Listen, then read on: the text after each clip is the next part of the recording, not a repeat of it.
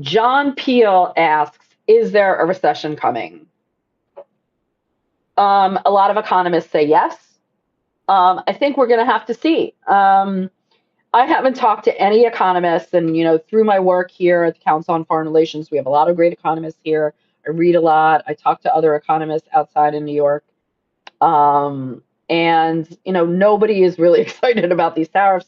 They all think it's going to be bad. It's certainly in the short term for the economy. I think some people have said, let's look at the next 30 days. Let's look at where the market is.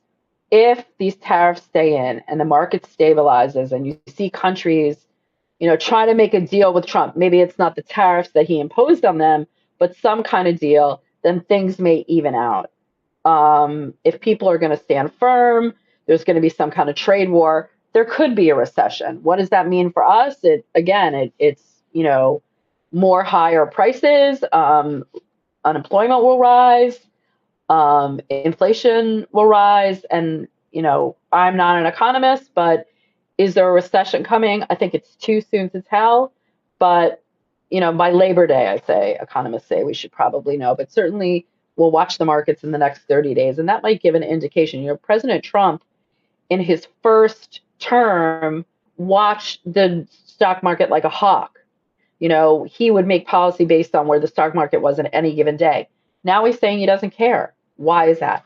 Because he has this long-term goal, and the long-term goal is to make quality of life better for his supporters.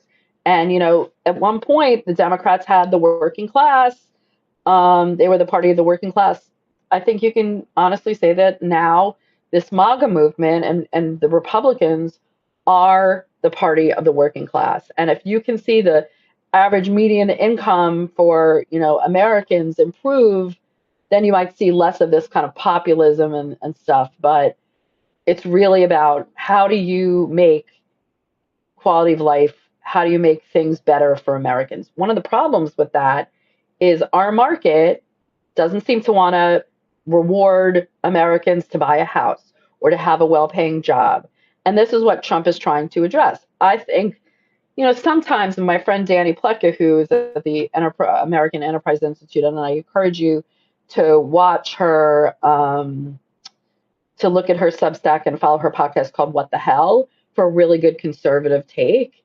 But a lot of the things that Trump looks and like improving incomes for Americans, better quality of life, they are not completely divorced from reality. They make sense. It's just the execution across the board is just ass backwards, as I like to say. And these tariffs are kind of this third grade arithmetic, where you look at what the deficit is, what people are importing, and then you come up with some tariff. But you look at countries like Vietnam or Cambodia.